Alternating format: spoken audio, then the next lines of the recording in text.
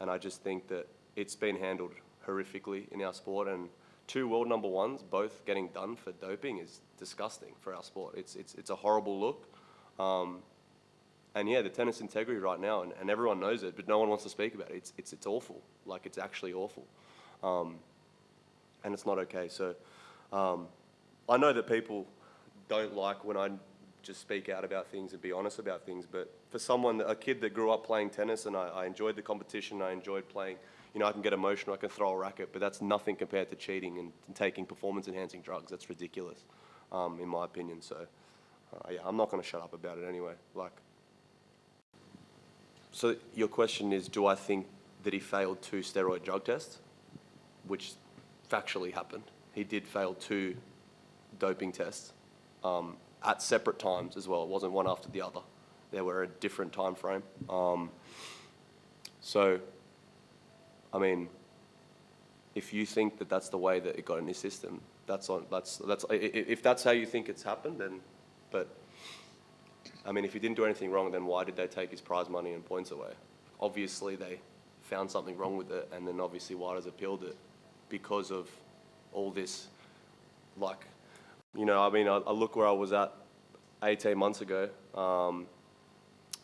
and, you know, I had the surgery. It's been about 16 months, and I honestly never thought I'd be back playing at this level, and even just, you know, entering an event like this, preparing and doing all the right things. But it was just surreal to be back out there, and I took it all in, and yeah, I'm really excited to just go out there and just play tennis. And, you know, I saw Novak in the gym and playing doubles with him.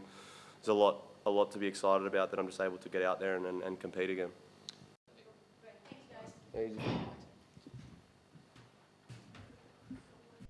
Recent doping incidents involving tennis stars Jannik and Iga Swiatek have sparked significant controversy, with critics, including Australian player Nick Kyrgios, expressing concerns about the way these cases have been handled by authorities.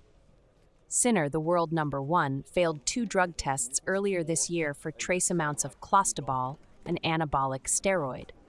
Despite this, an independent tribunal cleared him, accepting his explanation that the contamination was unintentional. Meanwhile, Swiatek, ranked world number 2, tested positive for trimetazidine, a metabolic modulator, which she claimed came from contaminated sleep medication. She accepted a 1-month ban as a result. Kyrgios has raised concerns about the integrity of the sport, criticizing the treatment of these cases as too lenient. He believes that doping scandals involving top-ranked players send a troubling message to fans and the tennis community. Despite the authorities' claims of fairness, the International Tennis Integrity Agency, ITIA, has faced allegations of double standards, leading to further scrutiny.